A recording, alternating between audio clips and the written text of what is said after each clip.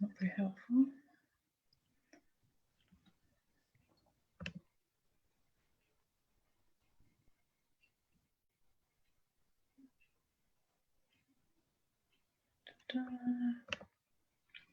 Right. Okay, so we are now live on Facebook, and you can here, fine. Share screen. Da, da, da. This one. Present. So, actually, do you know what I need to do first? Is it would help, wouldn't it, if I more resume recording? There we go. Resume sharing. It's all this technology, eh? There we go. I can't keep up. I'm very impressed. I don't know how to do any of these things. Oh, I think my volume is low on my laptop. I can't hear you very well, Madeline, but it might just be my volume. Right, so welcome. It's your first Science Live. So generally, we generally do these in the day, but obviously move to evenings at the minute. I know some people prefer an 8:30 in the evening, so it's probably why there's not many people joining us. I'm recording this, and we will be sharing this into BBB, just because of the safety aspects and what we're going to be discussing. If anyone else pops up, you should let me know that there's somebody waiting to come into the wait room, and then so it might just stop me partway through. So, and I need to move this lovely bit. These bits always get in the way. Move out of the way.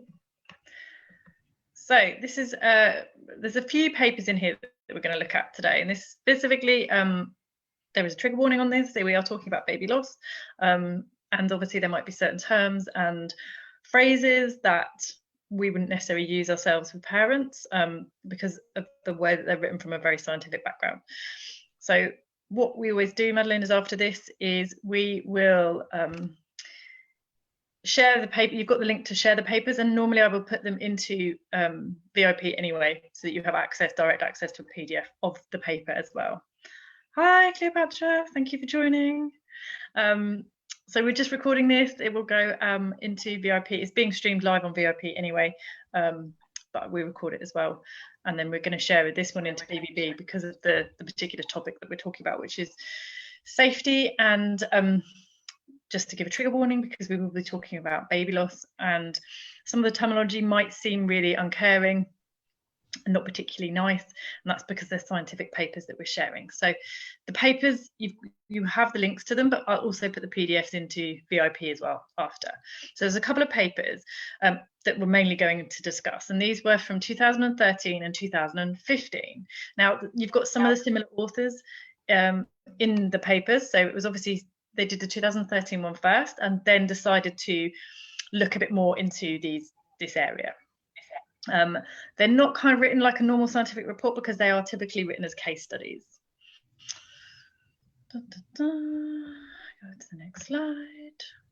So both of these were in the European Journal of Pediatrics, which gives you an idea of who it's aimed at. So this is primarily going to be aimed at medical people. So the abstract from 2015 was that soft infant carriers such as slings have become extremely popular in the West and are usually considered safe. We report 19 cases of sudden unexpected death in infancy linked to infant carriers. Most patients were healthy full-term babies less than 3 months of age, and suffocation was the most frequent cause of death. Conclusion: infant carriers represent an underestimated cause of death by suffocation in neonates. So the 2013 one was much bigger. So it talks about how, in the context of sudden unexpected death in infancy, this massively dropped after the campaigns to promote supine or flat lying during sleeping. However, this kind of number has really remained unchanged over the last decade, so up until from 2003 to 2013. And they looked at a lot of data, and they're suggesting that this is because of suffocation, asphyxia, entrapment. Obviously, there's a much bigger use of car seats and containers for infants as well, and some medical professionals do put slings and carriers in the same category as containers, although they are clearly not the same type of container. So we always need to be aware of the terminology that people outside of our profession may use, because it's not going to be the same as perhaps of our level of understanding. So there has been health authorities in several countries issued warnings about slings. However, few reports of infant deaths in slings have been published in medical journals. This particular paediatric intensive care unit has admitted 2 infants who experienced cardiorespiratory arrest while being carried in a sling.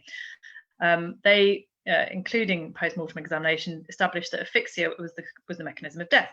So they concluded that baby slings may carry a risk of death either by compression of the baby into a forward flex position or by direct suffocation.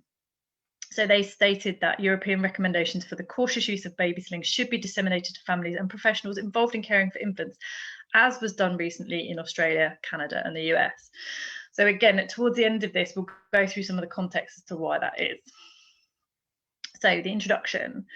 So SIDS is commonly used as a term that we would most of us are probably aware of, sudden infant death syndrome. It's actually a part of SUDI, which is sudden unidentified death in infants. So this has dropped significantly. I remember the back-to-back campaign. It was hugely successful. Obviously, it led to then an increase in flat heads because babies were lying flat on their backs a lot. But this number has been relatively stable. And so they are suggesting that it's suboptimal environmental conditions during sleep. And in a survey conducted in France between 2007 and 2009, 1/4 of cases, it was due to environmental factors, so not a health condition or anything like that. It was purely environmental. However, very few cases of baby sling deaths have been reported in medical literature. So the 2000 paper is a case report of 2 deaths, 2 infants, 1 boy and 1 girl, both under 4 months of age. And they were admitted to the PICU for cardiac respiratory arrest whilst being carried. Medical history and details of deaths were explored, including a post-mortem. So since birth, they were usually carried in the baby sling, lying on the side with the face towards the adult body. Now, obviously, that to me sounds like cradle carry. That doesn't sound like an upright carry. So I think many of us now, and certainly is the case for all I see is upright carries predominantly. Yes, we do seated sideways, but that's still predominantly an upright carry, but seated at the bottom rather than that cradle position. And so we need to bear in mind those things when we're looking at these issues and how we phrase this to parents as well. So they're saying that both were carried in a sling like a wrap by the mother. So obviously that could be a stretchy wrap, it could be a woven wrap, it could be anything, because actually their terminology is not the same as ours. As we know, there are no regulations. The industry is not heavily regulated in terms of what terminology applies to what item. So they said that it was about 15 to 30 minutes after the last movements were noticed by the mother that babies were found to have stopped breathing. One had blood in the nose and the other had vomited. They were both resuscitated, but later died after life support was withdrawn. So they showed lots of issues when they studied their blood and other things, and they found that it was a hypoxic ischemia, which basically means that issue with breathing. There were no birth defects, no brain injuries or sign of physical abuse. The lungs were congested, which shows suggestions of suffocation through hemorrhaging. So they then state from this that slings may carry a risk of suffocation when the baby's nose or mouth presses against the fabric or adult's body. I'm sure we would agree with that. In addition, the sling may curl the baby's body into a tight C-like shape and the chin on the chest, restricting airflow through the upper airway, particularly in younger babies whose neck muscles are still too weak to control head position. Again, something that we would agree with. Obviously, the C shape is not something we're entirely looking for. We would, as consultants, normally suggest, chin off chest, which is part of the tics. So they talk about forward neck flexion in very young infants can obstruct or narrow airways, leading to asphyxiation. And the distinctive shape of their airway in the first 6 months of life increases the risk of the airway obstruction. Also, babies' heads are very unproportional. Their heads are very, very heavy. The back of their head is actually quite big. And so they can't really move their heads very easily when they're quite young. And so the reason we want the slings to only come to the top of the neck is because if we have it up here, actually that can force the head down, chin on chest, and it can compromise their airway. And the other thing they state is sometimes a baby can be covered by the sling and then also by the adult's coat in cold weather. So abnormal events may go undetected. So in terms of details, it can be very hard to identify the cause of death because of the results of resuscitation and efforts to help them survive. So once they're in special care, a lot of the things that will be done to try to keep them survive would then cause issues with the airway that may then make it look like it was suffocation when perhaps it wasn't. But what they're saying is that we need detailed analysis of circumstances preceding, i.e. before. So we need to know what happened before in much more detail to know what's gone on really with that. So baby slings can carry a risk of sudden unidentified death in related to a forward flex position in the sling or direct obstruction. So that could be breast tissue, that could be by fabric, you know, if you've got something like a scarf on. And they're saying that there should be more European campaigns addressing this. The 2015 paper discusses 19 deaths. It's the leading cause of mortality between the age of 1 month and 1 year in industrialized countries, which is quite significant. They state that in this paper, obviously, even in just the space of 2 years, there's been much more research on SIDS and all those sorts of things. So they're saying that it can be lots of causes behind SIDS, but with its normally the risk around sleeping environment and sleep conditions and the position during sleep has been the main target of prevention campaigns. There hasn't been any prevention campaigns, particularly around slings. Talk about how the increase in carrying may be due to recent evidence that carrying the infant close to your body promotes bonding and supplies the infant with tactile and kinesthetic stimuli that enhances neurodevelopment, which I thought was great because they're recognizing that that's the case and they're saying that there is evidence that shows these things.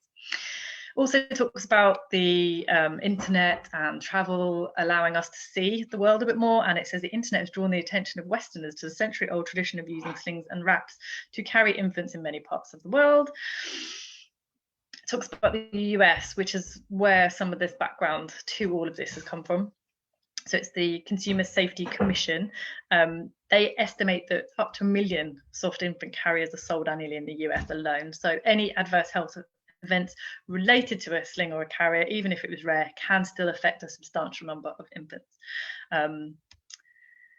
So the way that they did this one in 2015 is it was related to a specific group of kind of units that were run by this one big sort of affected company, and so they basically emailed a load of units to ask if they had any cases that had occurred during or immediately after being held in a sling or a soft carrier worn by an adult.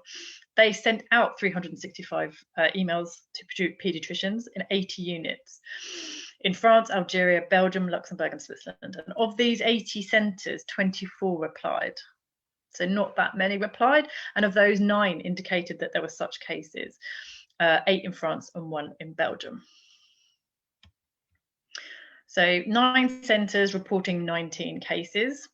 The carrier was a sling or wrap in 10 patients and a strap-on device in 9 patients. So from what I would guess is that they are using that broader definition that, you know, a buckle carrier versus a sling to mean something like a ring sling or a stretchy wrap or a woven wrap in the others. 10 females and 9 males.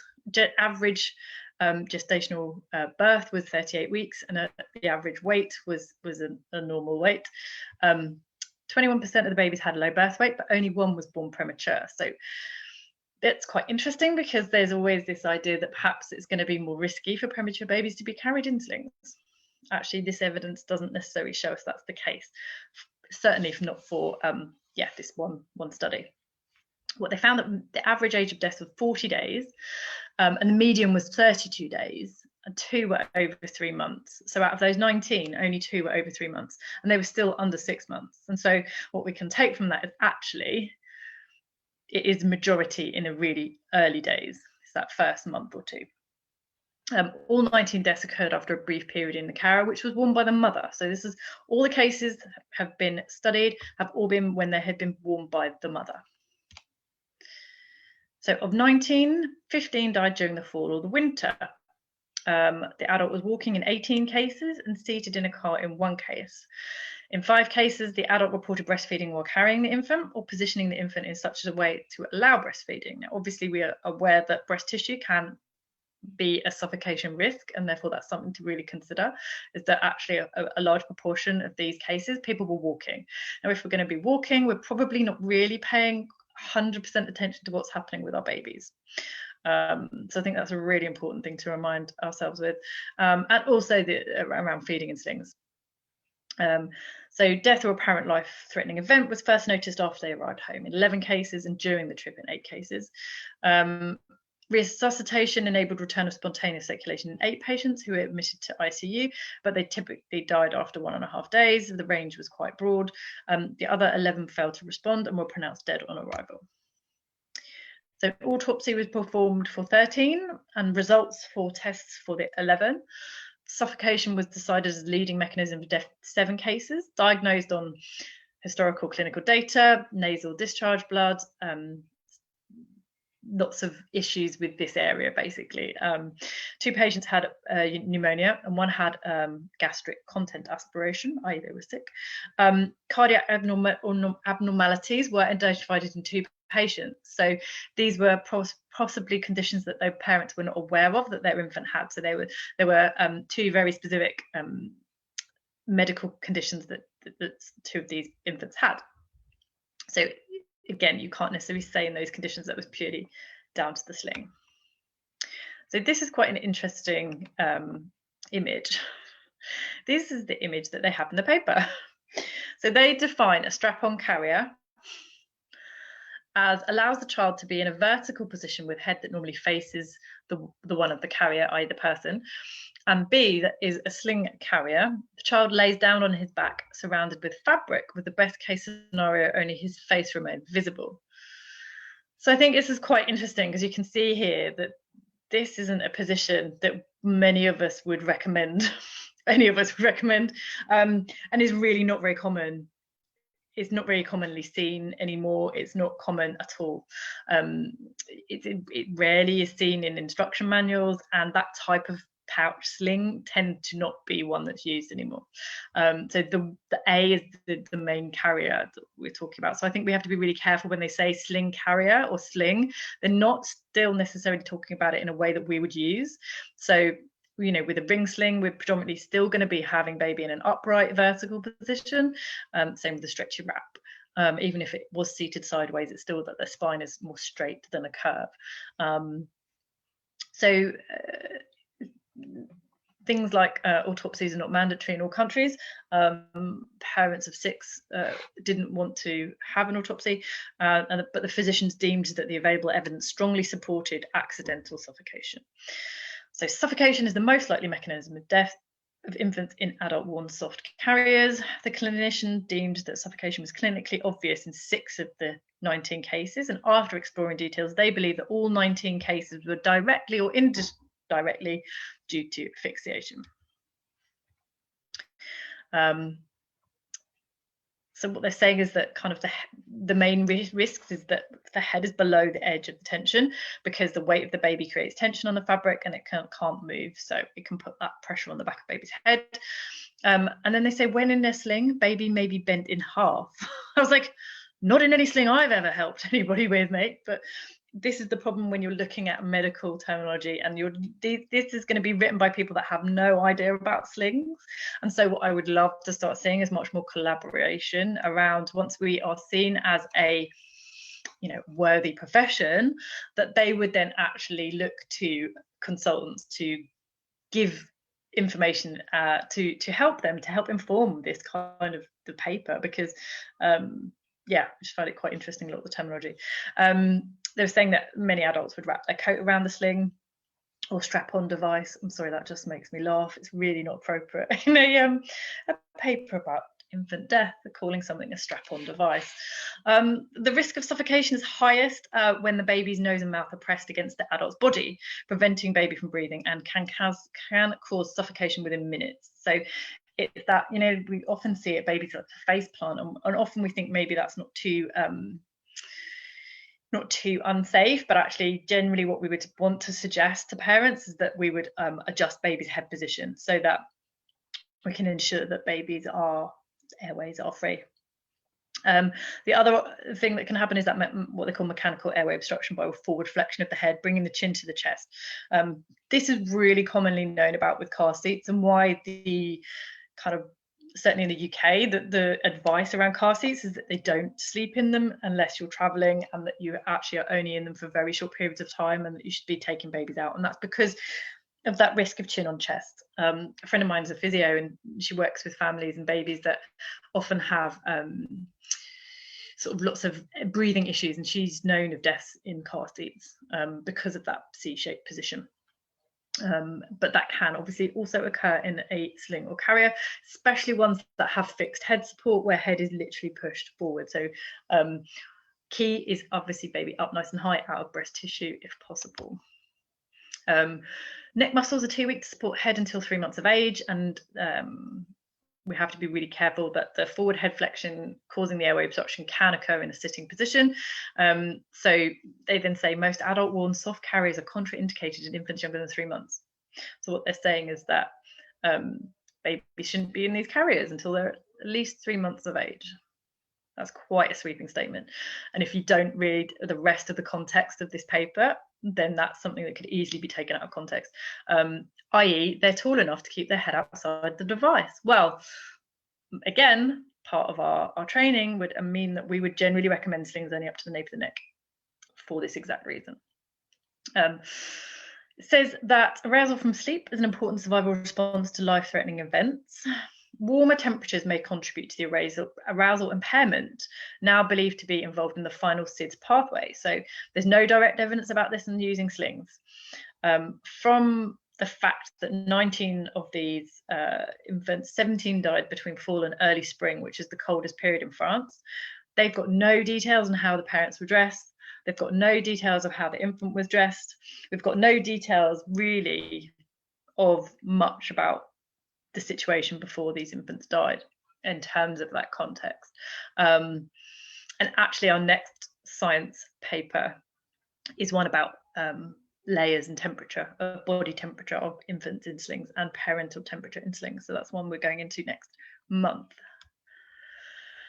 What they are saying is that several patients had other contributing factors, such as the pneumonia, i.e. upper airway infection, and also the heart conditions, and that may have contributed to suffocation. So there are things to bear in mind. I think if a baby is really unwell, they're going to want a lot of skin to skin, they're going to want to be carried, but we just need to maybe be extra aware, and that's something that I hadn't really thought about maybe, is that if a baby does have a lot of airway compromising situations, actually we have to be extra careful with the sling positioning and ensuring that chin is off the chest. They do realise that there were limitations to their study, mainly how they sourced the data. They don't know whether the cases occurred. They didn't know whether cases occurred at centres that didn't answer. So they're saying that perhaps it was selection bias. Also, that less severe baby events did not require admission and might have gone unreported, which is highly likely. And also there's probably going to be cases where maybe babies don't breathe but then come back to breathing straight away when the parent realizes and immediately adjusts, and they tend to not be reported as well. They also say that there's a lack of data on the number of infants carried, so in terms of working out what is the relative risk of death is really difficult to do. And also there was a huge amount of variety in the data that they had for those particular group of patients. So they were missing lots of data, such as, what the baby was wearing, the risk factors, social status, last time of meal, lots of things like that. So their conclusion, we report on 19 infants who experienced SUDI while or just after being carried in adult worn soft carriers, slings and strap-on devices. The main cause of death appeared to be suffocation due to mechanical compression and forward neck flexion, possibly with an added role for overheating. No evidence for that statement whatsoever. Adult warm, soft baby carriers are now widely used. Therefore, there is an urgent need for parent education about the risks they involve and the precautions that they require. The adult carrying the baby must be sure at all times that the nose and mouth are free and that the neck is not on a chin or chest position. Care should be taken not to impair breathing by covering the carrier with the adult's coat or blanket. Soft carriers should not be used until baby can support his head alone. They are contraindicated before 4 months of age. So now before it said 3 months of age, changed their mind. So there's some other papers that don't go into quite as much detail. This one was 2015, and this talks about devices with sitting and carrying. So they looked at 47 deaths, 31 had occurred in a car seat, 5 in slings, 4 in swings, and 4 in bouncers, and 3 in strollers. They concluded from the slings that infants in slings should have their faces visible and above the edge of the sling and should not have their face covered by fabric, and that their chin should not be compressed into their chest. Again, we would agree with all of those things. It was a retrospective study, looked at deaths reported to the US Consumer Product Safety Commission, which is the CPSC, between 2004-2008. Mean age of death was 2 months. So range was 10 days to 5 months. So there is a tail off towards the upper end of that limit. But the most common is that really young, 2 months. Deaths that occurred in slings, none were reported to have occurred during breastfeeding. In one case, the infant was nursing and then the mother noticed he'd stopped suckling and apparently had fallen to sleep, and 10 minutes later she found him lifeless. All deaths in slings, bouncers and strollers were attributed to positional asphyxia. So what's really interesting was that the AAP task force on SIDS policy statement recommends that infants sleep in a crib or bassinet or portable play yard with a firm mattress. Specifically, sitting devices such as car seats, strollers, swings, and infant car seats and infant slings are not recommended for sleeping because of the potential for upper airway obstruction and oxygen desaturation. That's the first time I'd ever read anything where they said babies shouldn't sleep in slings. That's what that statement says. And that's not something that I've ever heard suggested in Europe. However, that's come from America, so that's quite interesting. Slings present a particular challenge because unless there is constant supervision of neck angle or airway, it's very easy for an infant airway to be compromised in a short period of time. Slings with designs that do not easily allow caregiver to view the face are particularly worrisome because the infant's face may be occluded by the caregiver's body. Caregivers who own slings that do not keep the baby visible and kissable all times should not use those products.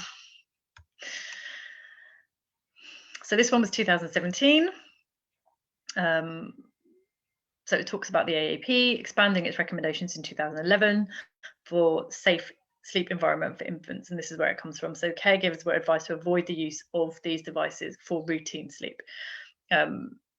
Accidental suffocation and strangulation, it accounted for 25% of cases, saying that again it's due to that obstructive apnea or airway occlusion. Sling facilitates a woman's ability to breastfeed easily, keep her infants close. However, none of these should be used for routine sleeping. And yet the practice of allowing infants to sleep in sitting or carrying devices is fairly common. So this is where we're going into the background and the context. So in 2010, the CPSC issued warnings for potential misuse of sling carriers after investigating at least 14 deaths that were associated with a sling type infant carrier over a 20-year period. Most of these deaths occurred in infants younger than 4 months. In addition to those young age, preterm newborns, twins, children with a complex medical history, and infants of low birth weight appeared to be at greater risk. So then in 2014, they released mandatory safety standards for soft infant and toddler carriers. So I can remember this coming out because there was many carrier manufacturers and woven wrap manufacturers that suddenly had to put big labels on their slings and carriers, otherwise they couldn't sell them to the US. So the US very, very much came down on kind of these regulations around having these very specific graphics put on the wraps and slings, and so it did cause quite a lot of furore. And in fact, there was a big concern that before this that they were going to totally outright ban slings and carriers. Which is, I mean, they banned things like Kinder eggs, and you know what the US is like. And it's not to say they're not wrong in wanting to keep babies safe, but there is a cost to not using slings, which I think is something that has been massively missed out of all of the narrative on this. So their pure purpose, their pure aim is just to prevent death and injury by improving manufacturing of such products. They recognise that it's really important to see their face. But again, they state, once an infant is noted to be sleeping, he or she should be moved to an appropriate sleeping surface once it is safe and practical. Car seats clearly are more problematic than slings. It's important for healthcare providers to understand the appropriate use of car seats, slings, and other sitting devices to model appropriate behaviours and to educate parents and caregivers. So this paper was coming from an angle of how do we change behaviour, and we have to do that through supporting the healthcare providers to ensure that, if you're going into your doctor's surgery and your baby's not is in the car seat, actually, talking to the parent about that. So ticks were created in 2010 in the UK by a group of retailers and manufacturers in response to deaths in slings, primarily in the US. So these are the website links.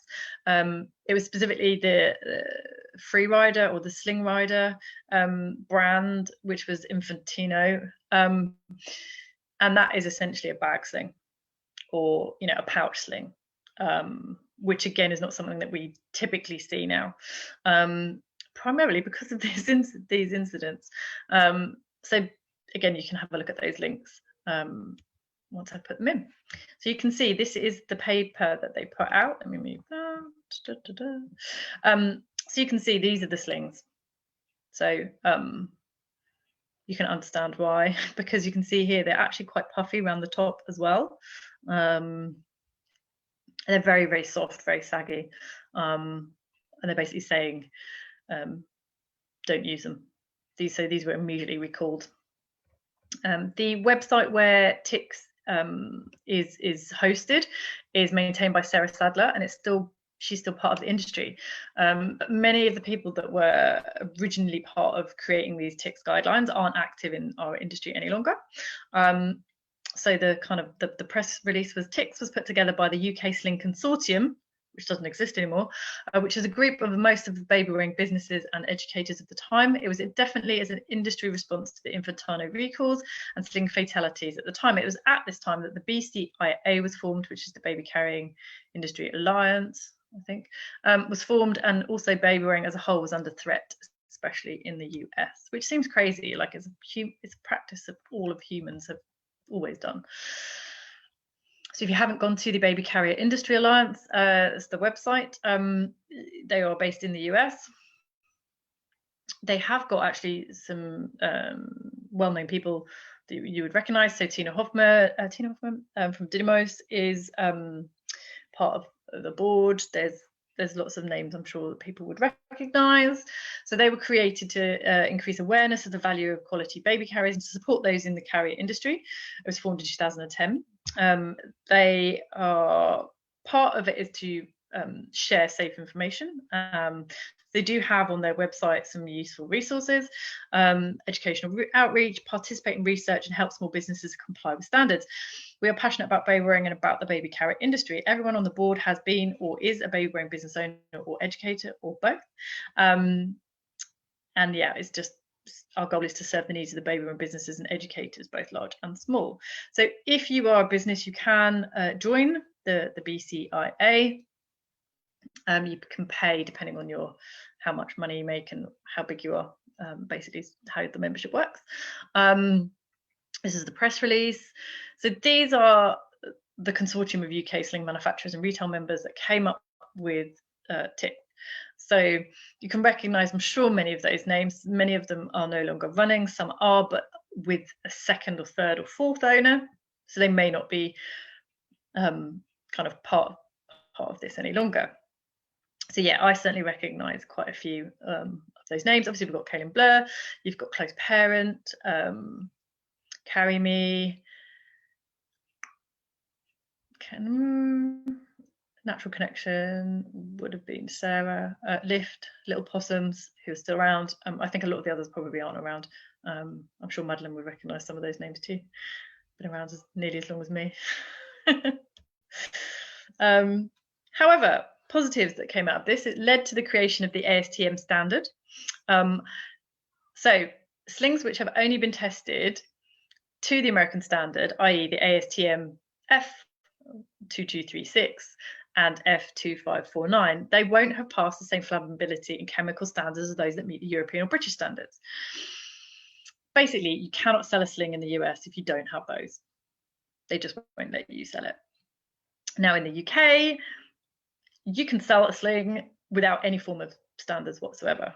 Obviously, best practice would be that you would have them tested. It's not a cheap process. So if you're a really small, work at home company, you're unlikely to undergo testing because it's a huge outlay.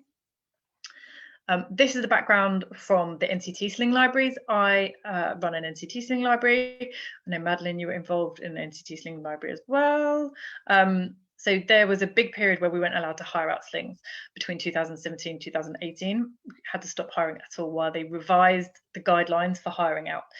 They came up with their own format of standards that were in line with the BCIA and looking really in detail at these standards. Now, what was really interesting that came about was that we had as libraries to have to literally look at every single sling and work out which standards they all met or not. And the Asara carrier that I had in the sling library said it met a 2015 standard, which doesn't even exist.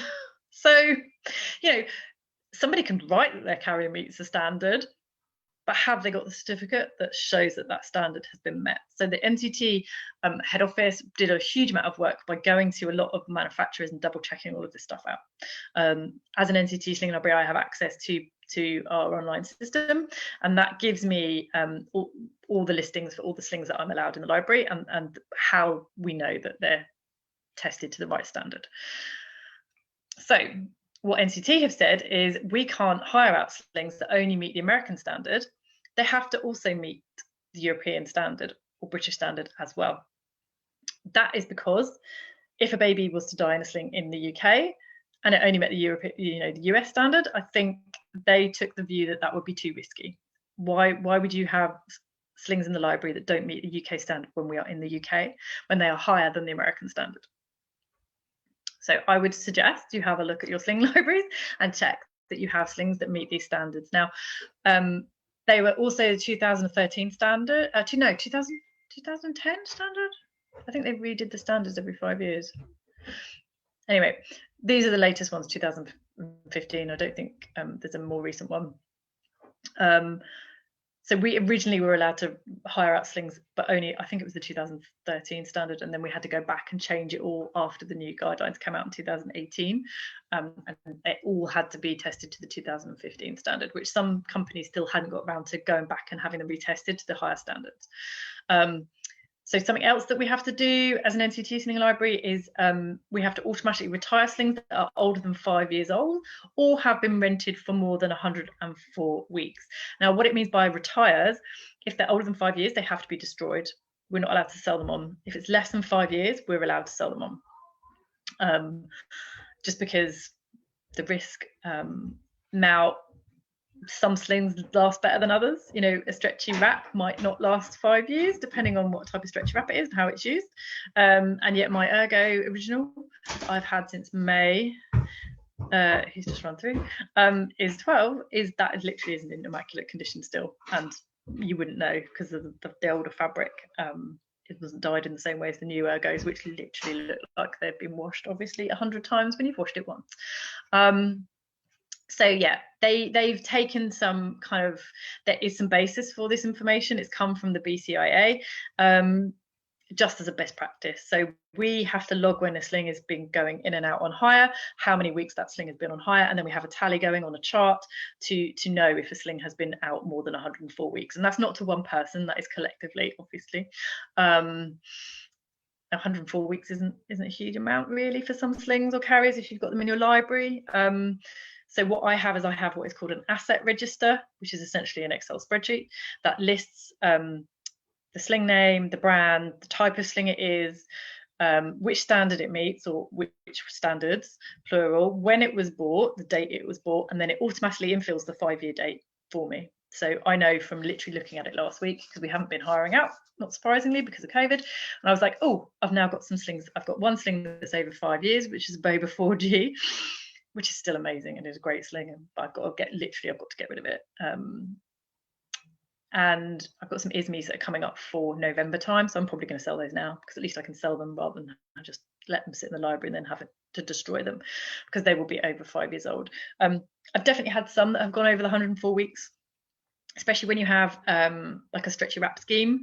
Someone could have a sling on hire for 4 months and only use it 2 or 3 times, but you have to count the whole hire period. And yet someone could have it for 2 weeks and use it every single day. It's not just as simple as I'll check the sling in and out. I'll see how it looks. I'll check, So when I, as an NCC sling library, when a sling comes back, I have a checklist on the back of my hire form. I have to check it. Does it have any holes? Does it have any breaks? Have I checked all the steams? Have I done this? Have I done that? Is it clean? Is it, did the instructions come back? It's very strict on what I have to tick and sign to say that that sling has come back and it's safe to use. So the ticks. I do have an issue with the word rule. I tend to use the word guidelines. And I think they're really useful. Obviously, I think they're really well known now. I think most companies that sell slings have this in their instructions, have this on their website, refer to it. It's kind of the Bible, the gospel of the sling world. It's not without issue. It does give some context, which is really, really useful. It does talk about how it could hinder the breathing if it wasn't tight. Some of the imagery isn't great. Again, they're all sort of a ring sling or a bag sling. There's no carriers actually on here. So people might see this and go, well, mine doesn't look like that, so I don't have to worry about these things. So again, I would make sure we're always talking to people about these things. Obviously, the main issue I have with this is close enough to kiss, because we know that the reason that close enough to kiss is there is because we want baby nice and high out of breast tissue. However, that's a big assumption. I mean, okay, the papers that we've discussed do talk about the fact that it was the mother that was carrying them, but it's more and more common for fathers to carry. Fathers may or may not have breast tissue. Women may or may not have breast tissue. So I think something I do when I talk to my clients is I will always say, look, baby doesn't have to be up high, particularly on dad. If dad is more comfortable with baby being a bit lower, then that's not a risk. It's all about talking to our clients about what the risk is, rather than just saying that these are rules that have to be in place all the time. It's fine if you're going to mitigate that risk with your hands, for example, if the sling is not tight enough. As long as you recognize that it's not tight enough and you're supporting baby's weight, it's probably not an issue. Now, if you're going for a 4-hour walk, that's not going to work.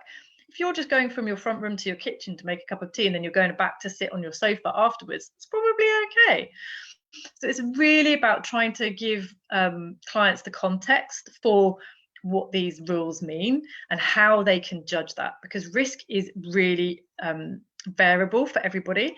So yeah, just to bear those things in mind. It does talk about baby in cradle carry or pouch or ring sling should be positioned carefully with their bottom in the deepest part of the sling, so it does not fold in half. And again, that's where you understand where that folding in half term comes from.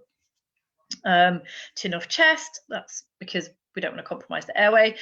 I think they're really nicely worded. They're not worded particularly scarily, which maybe means that some parents don't treat them quite as seriously as they should be.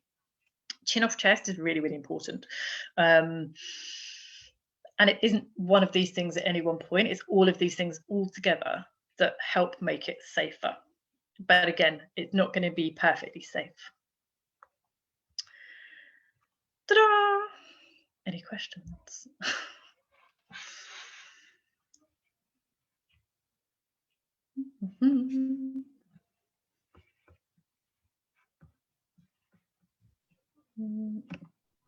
There we go. Feel free to share your thoughts. What do you think about that, Madeleine? I don't really have questions. I was enjoying listening to them. What do I think about it? I mean, I think I agree with you in your thing about the limitations and stuff. And it's sort of interesting, actually. it's 2013 or 2015 paper. I remember publishing papers around that point, and it took me more than a year to get both the papers I published out. So a lot of this research is quite old, and I think, you know, when we're talking about the slings, bag slings and things and cradle carries and ring slings were far more common than they are now, and there was less upright carriers. So I thought that was quite interesting, because when we're looking at it, most of the data is going to be at least a year or two before those years. And I think the landscape's changed quite a lot in terms of, you know, you talked about the ticks and stuff. And you know, they were thinking for campaigns, and clearly there have been campaigns on safety now since then. So it is sort of almost interesting to know if they did this again now, have the numbers and relative risk fallen, because there has clearly been the campaigns. There clearly is a lot more known than there was back when that data came. That was my thought. Yeah, there's not really anything more recent than those. I think the problem that you've got is that different countries will have different reporting kind of things. And actually, when a baby goes into hospital and baby not breathing, they're not going to ask what happened. They're just going to be like, we just need to get this baby breathing again. And so it might not come out until after things have happened that actually baby was in a sling. They actually ask you, they actually ask you lots of questions, because I was in intensive care last day, and I just stopped breathing, and they have a whole two or three people that come over just to talk to you, to ask you all the questions while somebody else works on your child. They will know all this stuff, whether they write it all down. And it's exactly, I think it's that process, isn't it? It's how does that information get to who it needs to go to. When you're looking retrospectively, it's how much of that is written down. And also in terms of, it's really difficult to compare if you don't have the same information for every case. So you know, their surmisation was, oh well, we think it might be something to do with overheating, because a lot of these deaths happened in the winter. That's literally it. The conclusions and the recommendations, when you're writing a scientific paper, there's a lot of pressure on you to have a strong conclusion at the end and in the abstract to make people want to read it. And you have to have a recommendation. So it doesn't hugely surprise me that they recommend just not using them, because they don't have the understanding to recommend anything different, or, you know, or like just saying, oh well, maybe people should just use them a bit more carefully, probably wouldn't get them as published. So I think there's that. But as you said, it would be really interesting to see that data and more collaboration going on, if we had the information or whatever to really make more precise. But as you say, they don't have the data to make more precise. No. And you might for one case, but not for, you know, rolling it up in terms of having 200, for example, which I doubt there's that many. But well, I think that's the really big reassuring thing for me, is that there aren't that many. I know they said not everybody replied, and so forth, but you know, there just aren't that many. And when we look in, you know, I'm sure we've all had our ears to, you know, there's something that things like this happen, we immediately are aware of them. But I think it's just that there isn't that many actually. And as you say, and maybe there is an underreporting thing, but I don't know, because I think when a baby dies, people always are looking for a reason. So sling is a reason, whereas an underlying health condition that was just basically an act of God isn't something you can blame. So I don't think the underreporting is maybe much of a thing as we think it might be, because everybody wants a reason, you know. Anyway, they're my thoughts. What about you, Kiara? My thought, and this is something I've asked you about so many science things, is to what degree do we share, or how do we communicate risk, is something I'm always so interested in. Or how do we communicate any of our science knowledge and our science discovery without it being, this is unsafe, this is potentially unsafe, you know. And it's just a really interesting thing, isn't it, about language and how we share. And I find it interesting. I think what's really hard is that everyone perceives risk very, very differently, based on your life experience, based on, if you know a baby that's died of SIDS, you're going to be a hell of a lot more careful around your baby, like you're just, because that's known to you and experience, and let alone a parent who has already experienced loss.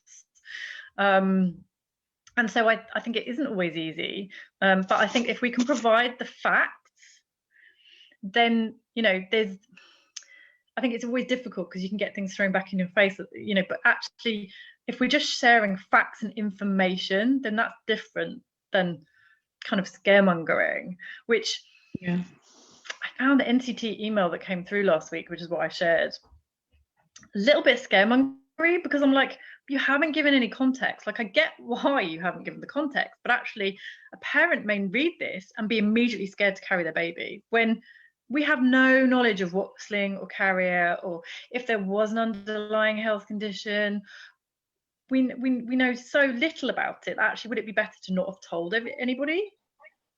You know, for one very isolated case, when you look at how many people do carry their babies, you know, if a baby dies in a buggy, people don't immediately go, don't use buggies. You know, we accept that that's just part of what we use. Like cars, we know people die in cars, we still use cars. You know, people die on airplanes, we still get on an airplane. We understand that there's an inherent risk that we're choosing to take. So I think, I don't know what the answer is to that. I think it's judging the person in front of you.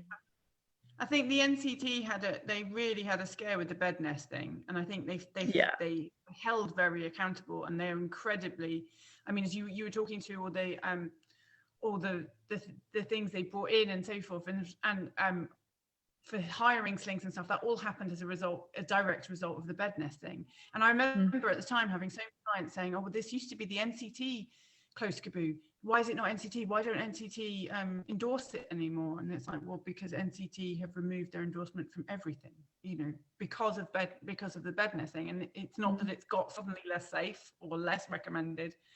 But yeah, I think what you say, Chiara, is so interesting, because I've definitely had that. I've had, you know, you've had it both ways. You've had parents who just sort of, you know, you almost want to overstate the risks because you think if you don't scare them, they're never going to listen to you. And there's other parents. I remember really clearly having this lady, and she was like shaking like a leaf because a health visitor had told her that babies had died in the sling. And they were talking to the specific one that happened around Christmas in 2013, which I remember very vividly. And I had to sort of sit down with her and talk her through exactly what sling, exactly how it happened, exactly blah, blah, blah, blah, which was only information that came out later. And still we didn't know exactly because, you know, private and so forth. And even then, you could tell she was terrified about the idea of carrying at all, just because there'd been one death. And, you know, put it in the context of it's extremely rare and, you know, so forth. So, yeah, it's really hard to know how to share it and when to share it and when to do it appropriately. You know, or whether to just keep it all in your head and not ever say anything. It's one of those as well that I think you don't know is exactly like with so many things, especially in terms of carrying, you don't know that it's a problem until someone points it out to you. And I even think back to kind of early days of carrying, well, any of mine.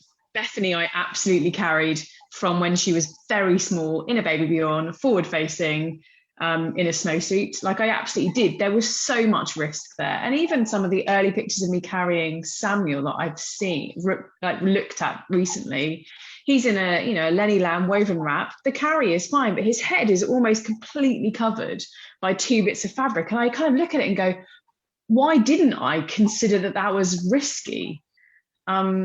Because it was, and I was walking, and you know, it's interesting, isn't it? And I think that's exactly, you know, so many parents don't even consider that what they're doing might have an element of risk along with it. Whereas, I mean, I look at them now and go, what are you doing? But also, we can't tell always from images, because it's what it looks like to you as a parent looking down. And I'll always say that to clients. I'll be like, it's not what it looks like to me, because to me, I can't see your baby's face, but can you see your baby's face? And they'll look down and go, yeah. So I'm like, well, that's okay then. You know, so whilst sometimes we can troubleshoot and do things from photos, sometimes we can't, and you have to put it back on the parent, because I think some people look to us as, you know, the experts and say, well, they told me it was safe. you know, and we have to say, well, I can't tell you whether it's safe or not. Can you say it's safe or not? Yeah, I would say baby. I've definitely changed my use of language in terms of that. Instead of, you know, so often someone will message and say, does this look right? Does this look safe? And I will always reply back with, well, how does it feel? These are your safety checks. Can you meet those? Because you can't email me in 3 weeks' time saying something terrible happened, but you told me it was safe 3 weeks ago based on a picture. No, you need to be able to make those safety checks as you're carrying every single time, all the time. But in order for them to be able to say yes, they meet the safety requirements, or you also need to push back and say, well, maybe they're not meeting the safety requirements, but are you mitigating that risk by X, Y, and Z? You know, because I'll say, you know, the if will do carry is my, you know, phrase. It's not always going to look perfect, but it might be okay for what you're doing, and you have to take into account your situation, where you are, what you're doing. Like if I've got a really long tail, it doesn't matter if I'm sat on the sofa. If I've got a really long tail hanging down and I'm walking, that's a big risk. So risks are not absolute, they're relative, and they're always changing. And I think that's what makes it really hard sometimes for parents, because they want it to be black and white. They want it to be safe or not safe, and it just isn't like that. These parents do not put their babies in slings and think this is unsafe. Something changed and they didn't notice. They weren't paying attention. And I think what's really interesting is 18 of those deaths in the 2015 paper were when parents were walking. So we have to be aware that perhaps the slings weren't tight, and so baby moved more. You know, if you're sitting at home, stationary on a sofa, it doesn't matter if the sling's a little bit loose, because you're not going anywhere, or baby's not going to suddenly move lots. But if you're doing a pacey walk through the woods, they're going to move, you know. And actually, maybe if we're going out on walks, we are overdressing them, but there was nothing in there about being in snowsuits. Actually, you know, there is no evidence that babies have died in slings in snowsuits. And yet we're always like, oh my God, snowsuits, they're a massive risk of suffocation. Logic tells us that, not the evidence. Yeah. Not the research. And so, you know, I had a client whose babies she always faced them out because she just wanted to, and that was her thing. And we talked about it, and you know, all the stuff that I would do. And he fell asleep in the sling. And she was checking his airway was clear, and he was fine. I'm like, I'm not the sling police. As long as you can be comfortable with that risk, that is entirely your decision. If you know that lovely Joe Wicks, the Joe Wicks picture of the baby asleep, and it was an ergo embrace facing forward, but the baby's head was up on the flat of his chest, and so actually the airways were completely open, and it was safe. Exactly, and I think everybody goes no. But I think there's this habit of going that's not safe, or that's not safe. Actually, it isn't that simple. It's very much, can baby breathe? Okay. But that's the issue. With the forward facing particularly, most parents don't realise that you can't sleep in it. And most manuals, it says you don't, but you have to get quite far into the manual to read that. And most parents don't get beyond the picture at the beginning. And so they don't know. And I think that's the one thing I have like a rule about. I don't have rules. I hate rules, the same as you. I talk to clients about pitfalls. If you understand what the pitfall is, you cannot fall into it. And so, but the one thing I put in more strong terms is the forward-facing falling asleep. And as I explained, because the pitfall is you fall asleep like that and you stop breathing. And that's the only one I scare people on, because nobody seems to get it. Yeah. That's the one that they don't get. And they say, oh, but baby's asleep, I don't want to move them. And I'm like, well, that's fine. Pitfall, do you want your baby to die? If you don't want to move them, then this, you know, then you've got to walk home the entire way holding its head. You move the baby or you hold its head, and it won't be hands-free. And that, you know, that's fine. If you don't want to move them, the whole way. But I mean, it's the essence, though, isn't it, of our role? I think that's the essence of our role, is to say, that's fine. If you want to do that, there's a risk though, and what are you doing to mitigate that risk? And I think that's, like you say, it's where you have that conversation, is can you be sure that baby's airway is clear? Well, you know, a lot of us nowadays have mobile phones that do face, you know, camera. You can, you know, check on our backs. We can do things a little bit differently now. The technology does allow us to do different things, but it's a choice. Checking it constantly. You can't be checking babies not falling constantly. No, and actually, the other thing I have issues with is when people say babies fall asleep facing outwards. Actually, have they fallen asleep, or actually have they gone into shutdown mode because it's too overstimulating, and because they're actually like, oh my God, and they just go into shutdown? Because you get that in special care where they think the baby's settled, but actually when you're looking at their heart rate and you're checking their breathing and the underlying physiological measures of, you know, sleep or safe, those babies are not registered as being safe. They're registered as in shutdown mode. So I do wonder about that. And I often think that parents don't know, like they don't understand the difference between behaviors, because you can't see those things. They're not like obvious on a baby that is stressed but asleep, because that does happen. You know, someone was saying earlier about leaving a baby to cry by themselves is very different from crying in arms, and it absolutely is different. It might not feel different, but if you could see the impact, the physical, literally the cortisol looping into their brain and what that damage will be doing versus the oxytocin coming up and protecting it, like it would look different. But like to a parent, all you have is this baby crying. You don't understand because you just don't know. You know, and I think it isn't easy. I've been accused of you know, making people upset about some of the stuff I've said about the science, and I just think we have to go along the lines of, well, certainly for me, like I don't care if people don't like what I say. That's not my problem. Like I'm just sharing information and facts, and that's up to you how you interpret that. That's on you, not on me. But equally, to reply with compassion to those people, because if something's happened, for them to respond in that way, and that's fine. You know, but overwhelmingly the message has to be what it is, because if we don't talk about the negatives, if we don't talk about the kind of the impact of not carrying, actually there is an impact of that. If we let a baby cry, if we don't talk about the negatives of crying it out, you know, sleep training and all those things, and those things don't get challenged. And so I would just say don't not post about stuff because of fear of the response that you're going to get, because actually if it stops one baby dying in a sling, then that is worth it. And I think I've always gone on to that guise of you know, if I didn't say something and then I learned something bad happened, how would I feel? You know, I very rarely would stop someone in the street. I think twice I've done it. One was a baby in a original ergo, and their feet were out the bottom of the waistband. I was like, oh, that's interesting. And I had my son with me on my back, and then we had a conversation, and she was like, yeah, this is much more comfortable when it's on properly. No, of course it is. And someone else's baby was in the cradle position. It was just like, I can't have that on me, so I'm really sorry. I'm a sling consultant, I need to help you. This isn't about helping you, because I need to literally know that this is safe. I really feel that. I think so much of sharing the safety stuff is also for me. I need to know that I have told you and told you again and given you the information so that I can sleep soundly. But also, like, we are not responsible for what parents choose to do with the information that we put out there. That is their responsibility.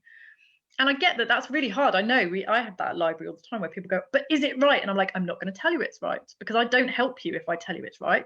You need to learn, and therefore that will make you better, because I'm not going to be in your ear every time you put the sling on. You need to learn what wrong feels like to know what right feels like. Like, that is literally the biggest kind of, you know, metaphor for parenting as a whole, isn't it? I don't know, it's interesting. I found the research really actually quite heartening in many ways, in that it is a relatively, it doesn't happen a lot. Obviously, it's really detrimental when it does happen. It's tragic, as, you know, parents have lost babies in this way. It doesn't mean that people need to stop carrying. It's just that we maybe need to go over those things. And I found it really heartening to see in this last week consultants and libraries really talking about the safety again. And I think actually maybe sometimes we don't share that enough, because we don't want to offend people, we don't want to tell people they got it wrong, and we don't want to scare people. But ultimately it's about protecting our industry, and that's where the ticks came out from, was oh my God, if in America they're going to ban slings, what are we going to do? And that was my view when I remember going to Sling a Baby CPD and talking about this with about the NCT and about all the rules, and people were like, this is just ridiculous. And I'm like, but it isn't, because actually our industry is massively at risk because there are no regulations, and if something bad happens, you know, they could say, right, we're going to really come down on this industry.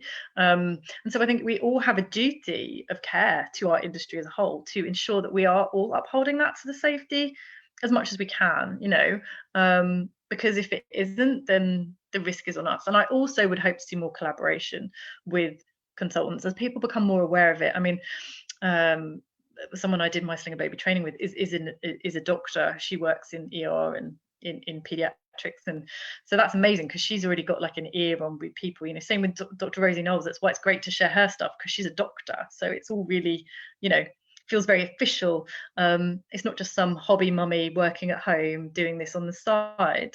And so I do think there's a massive shift in our industry as it becomes more professional, more as a role, and to be seen as, you know, somebody that specializes in something, and that knowledge has worth,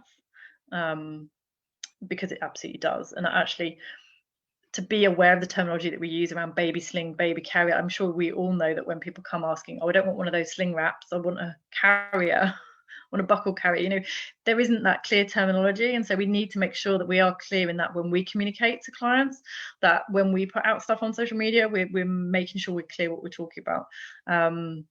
And we're making sure that people do understand ticks or ABC or, you know, any of those safety things. But ticks is just a really good one because it sticks in people's heads. That little acronym is really handy. But yeah, it's difficult. It's hard to know. You know, you see it a lot where people go, oh my God, I saw this post on social media and what do I do? And it's so hard. Like, do you reach out? Do you not? I think it's what would you do in person? But yeah, it's certainly not always easy, especially with social media, because you can't tell, because you're not directly there. You know, the view of it might not look quite the same as if you were in person. Yeah, I don't know. I mean, obviously it was tragic. It was awful to get that email. But then what happened was somebody local to me that runs a baby group, like a Facebook group, said, oh, a breastfeeding counsellor's posted that baby died in the sling. Have you got some safety stuff I can share? And I was like, oh my God, that's been shared into a feeding group for parents with zero context, potentially with no safety information given. Actually, that's probably more dangerous than sharing. It probably would have been better to have not mentioned it at all. What have I missed? Was there a recent email? Yeah, so last week, an email from NCT came through on Friday, that I shared into BBB, I think, that had said a baby had died on Monday in a sling. Yeah, but the baby had died in a sling. I wondered why everybody was posting about safety stuff, and I meant to ask you and just clearly missed it with it being half term last week. The email was the parents wanted information wanted people to know about safe carrying. It was somebody within an antenatal group, so I'm guessing a very young baby. There was no information given whether it was a hired sling or not, or whether it was their own sling. I'm guessing it was their own sling because there are hardly any NCT sling libraries running at the moment. There was no context given for where they were. There was nothing given about the position or the type of sling that was used. They did give, and it went out to everybody in NCT. Basically, it was on the register. So not just the sling libraries, it would have gone to the BFCs and you know, everybody. And then Kizzy had posted saying that she had heard of one, you know, not that long ago in her area and spoken to health visitors and all of these things. Yeah, and the bottom of the email was, you know, here's the link to the ticks and the safety stuff that we have to give as a sling library. NCT are very strict around, this is what parents need to have when you hire a sling. They have to have this safety information sheet, and they have to have the ticks on the back of that as well. They get that. I have a laminated copy that just goes in with the sling, but they're quite strict on what has to go out on a hire, and they're ticking to say they understand risks associated with carrying, and they have to sign to say that they've got the safety information, and they have to sign to say that they've got the instructions. And so that's why the NCT view it very much as a higher service and not about giving advice. It's purely information, because there's that clear distinction between advice and information. Advice and information. Advice is, I think you should use X, Y, and Z. This would be best for you, versus these are the options. Typically, people that are short torsoed prefer a cross-strap carrier. That's information. So that's that clear distinction, which again, I think is potentially missing in our industry.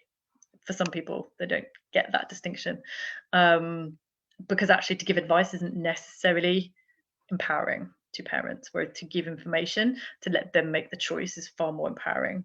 But yeah, it was, I don't know, I was a bit like, I read the email, I was a bit like, your heart sinks, because it's sad because parents have lost a baby, but at the same time you're immediately like, oh my god, this is going to hit the press, everyone's going to say slings aren't safe, babies die in slings, like you just know the way it will go.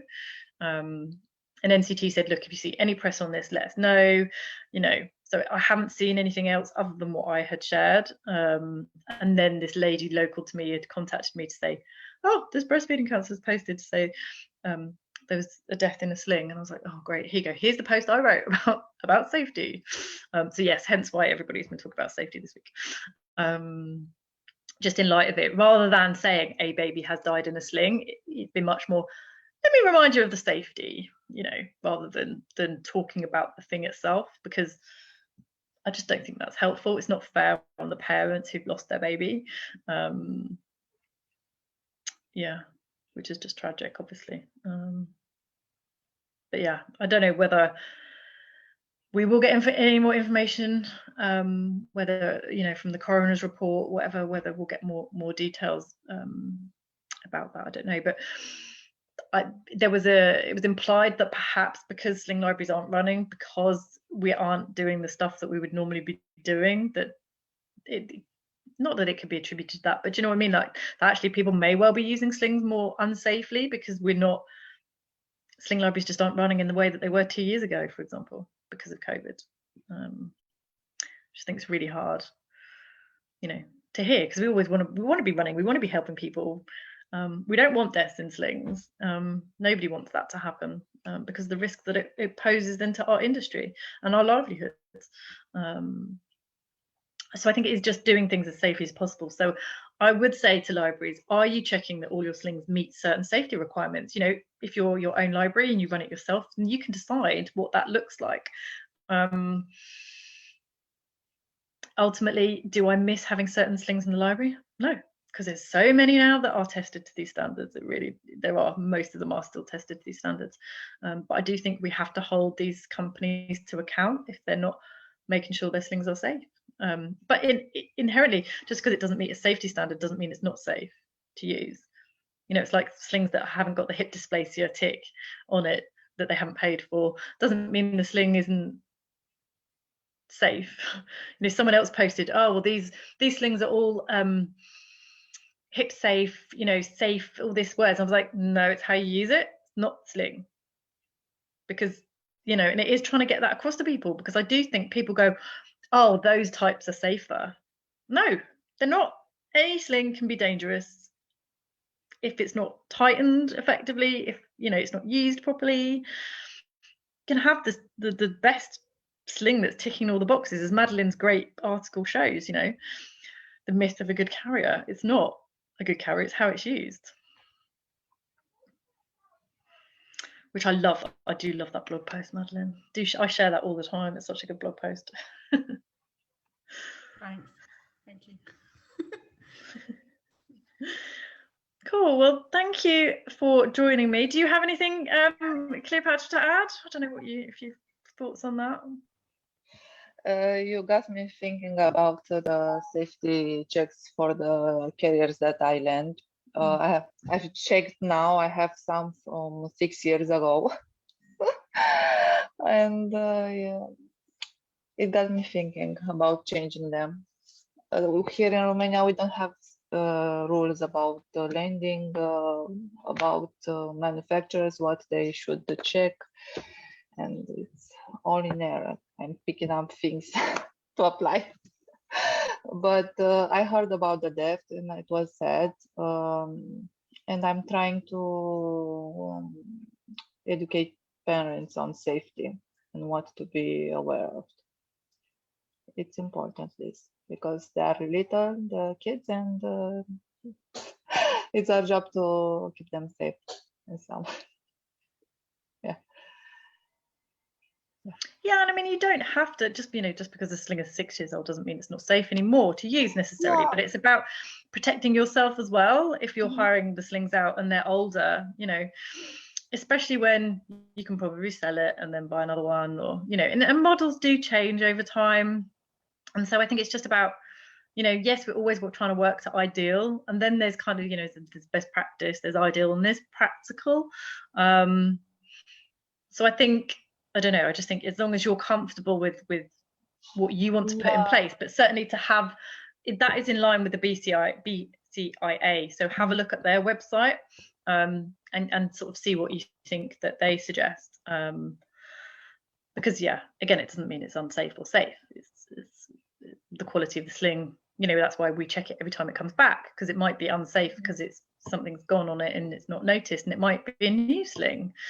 So best practice is just to be checking the slings in and out and ticking it and signing it. So then if something happens, you've got proof that you can go, oh, look, it was checked before it went on hire. This sling has been hired for 26 weeks in total, and it was bought in 2012, whenever. It just is then protecting you as well as your clients too. So yeah, brilliant. Well, thank you for joining me. Yeah, no, this week's one actually was meant to be the one about the temperature, which was done by the Parent Science Gang, which I heard about at MBCC, Midlands Baby Wearing Carrying Convention, like, gosh, I don't know, like 3 years ago, maybe. Anyway, it's now been published as a paper about temperature, baby's temperature and parents' temperatures in slings doing moderate activity. So that was the one I was going to share. And then I had realized through looking at that, then there was something referred to about, so I'd already looked at a paper about deaths in slings, and then this came up and I was like, oh no, I have to switch it. It has to be, this is more relevant. And then I went into that rabbit hole and found lots more papers, obviously, about it. Well, I say lots, not that many still. So yeah, that's why I then switched it around, Kiara, because of that. But yes, thank you for joining me. Lovely to see your faces, and I'll check in on Facebook as well on the comments after, and then I'll post links and the kind of the PDF of all the slides, which are then a clickable link. I'll post that into the group just after this as well. Thank you, lovelies. Bye. Thanks, Zoe. Bye.